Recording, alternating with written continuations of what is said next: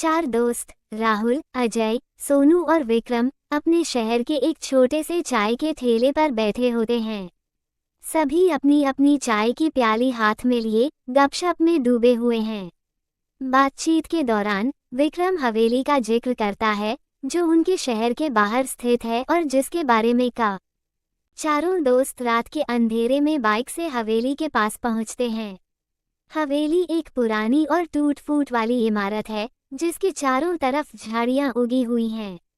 हवेली की खिड़कियों से अजीब सा सन्नाटा और हल्की हल्की रोशनी निकलती है। डरते हुए चारों दोस्त हवेली के अंदर कदम रखते हैं। हवेली का अंदरूनी हिस्सा और भी डरावना और अंधेरा है। चारों दोस्त टॉर्च जलाते हैं और चारों तरफ देखते हैं। हवेली के अंदर अजीब सी आवाजें गूंजने लगती हैं। जैसे ही वे आगे बढ़ते हैं, अचानक से एक गाय का भूत प्रकट होता है।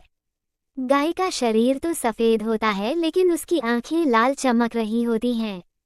गाय की उपस्थिति से चारों दोस्त डर जाते हैं और चिल्लाने लगते हैं।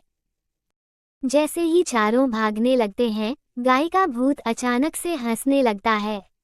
भूत कहता है कि वो असली भूत नहीं है, बल्कि उसे ये सब करके लोगों को डराना मजा आता है।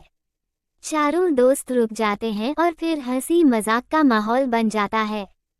चारों दोस्त गाय भूत के साथ हंसी मजाक करते हुए हवेली से बाहर निकलते हैं। वे सब अब उस डरावने अनुभव को एक मजेदार याद की तरह मानते हैं और ठहाके लगाते हुए हवेली को छोड़ देते हैं। वापस चाय के ठेले पर चारों दोस्त इस मजेदार अनुभव को याद करते हुए एक दूसरे को चिढ़ाते हैं। विक्रम कहता है, कौन कहता है भूतों से डरना चाहिए? कभी कभी भूत भी हंसी के पात्र होते हैं। सभी मिलकर हंसते हैं।